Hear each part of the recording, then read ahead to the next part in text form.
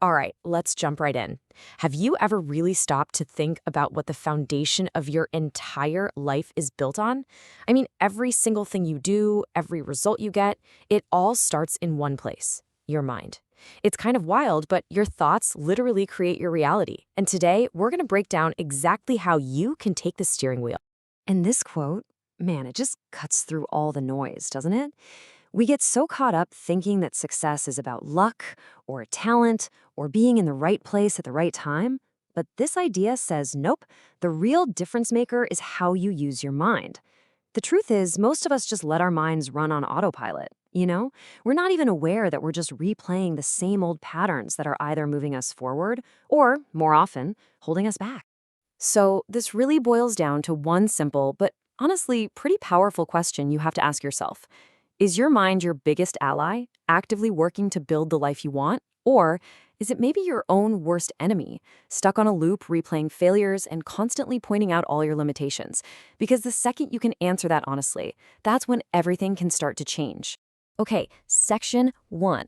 Let's really dig into this first big idea, that fundamental link between what's going on inside your head and what you see in the world around you.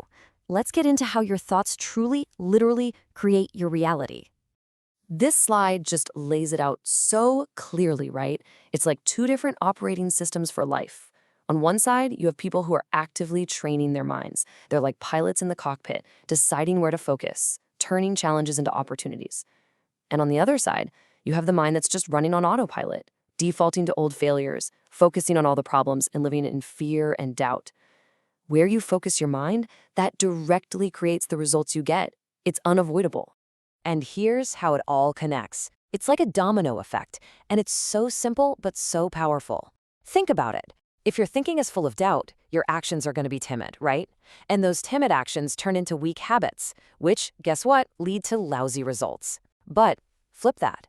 If your thinking is disciplined and focused and powerful, your actions become confident, your habits become strong, and your results, well, they start to speak for themselves. Okay, so we get the why. We see the connection. But the big question is, how do we actually change it? How do we take control? That's what this next section is all about. It's time to talk about rewiring your internal software. And what's amazing is how simple this process really is. It's not complicated. It's just 3 steps. Step 1 is just awareness. That's it. Just start listening to that voice in your head without judging it. Just notice what it's saying. Step 2 is reframing. You start to question those automatic negative thoughts. You challenge them. And step 3 is repetition. This is where you install the new beliefs by consistently, day after day, feeding your mind what you want it to believe. And this right here, this is the secret sauce for that whole reframing thing.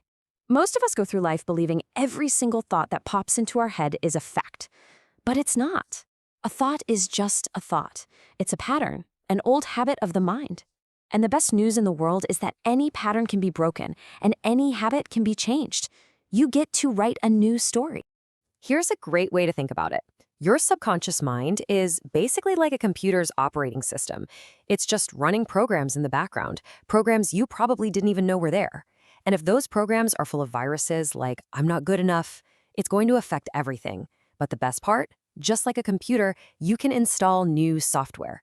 You can literally delete the old, buggy programs and install new, empowering ones through things like affirmations and visualization. All right, so once we start rewiring the inside, we've got to turn our attention to the outer world. How do you actually master your actions in the heat of the moment? Well, it all comes down to 2 key things, your emotions and your discipline. Most people feel like their emotions are just things that happen to them, like the weather. But that's not the whole story. The pros know there are 3 levers you can pull to take control. First, your focus. Simple rule. Whatever you focus on, you feel. Period. Second, your physiology. Your body and mind are locked together. Stand up tall, pull your shoulders back, and just try to feel depressed. You can't. And third, you choose your meanings. Nothing that happens has any meaning except the meaning you give it. So that brings up a huge question, right? What happens on those days when you just don't feel like it, when the motivation's gone? Well, that's where discipline steps in. Discipline has nothing to do with motivation or how you feel. It's about commitment. It's about the promise you made to yourself, and it's the engine that pushes you forward even when your feelings are screaming at you to stop. And this quote just nails it. It's the perfect way to think about it. You can have the greatest thoughts, the most powerful mindset on the planet, but if you don't have that bridge, those thoughts just stay in your head. They're just dreams. Discipline is what actually carries those thoughts across into the real world and turns them into accomplishments. And that leads us right into our final section. And honestly, this is where the rubber meets the road. Because a great mindset is absolutely worthless if it doesn't lead to one thing: action. Relentless, consistent action. This is where so many people get tripped up. They get stuck in analysis paralysis. They think and they plan and they research and they wait for the perfect moment to feel ready. But the people who actually get things done, they know a secret. Clarity doesn't come from thinking more. It comes from doing. You act your way into the answer. Momentum is everything. So what does that look like in practice? Here's the game plan, step by step. First, act fast. Kill that hesitation before it kills your momentum. Second, break it down. Big goals are overwhelming. Focus on the small thing you can do today. Third, and this one is a total game changer, you have to use failure as feedback. Every mistake is just data. It's a lesson. And finally, stay relentless. At the end of the day, the people who win are simply the ones who are willing to get back up one more time than everyone else. I want us to just completely flip the script on failure for a second. It's not the opposite of success. It is not the enemy. In fact, it's a critical, necessary part of success. Every time you fail, you're learning something. You're getting stronger. You're one step closer. So don't fear it. Welcome it. It's just a stepping stone on the path. And this final idea, this brings everything full circle. See, success isn't really something you chase down.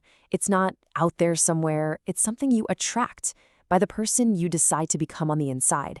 When you master your thoughts, when you build discipline, when you take action, you become the kind of person that success is naturally drawn to. It's an inside-out job. So look, as we wrap this up, just remember, knowing all this stuff is great, but it's totally useless without action.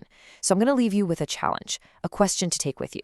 What is that one thought, that one old story that's been holding you back that you are going to consciously decide to change starting today, right now?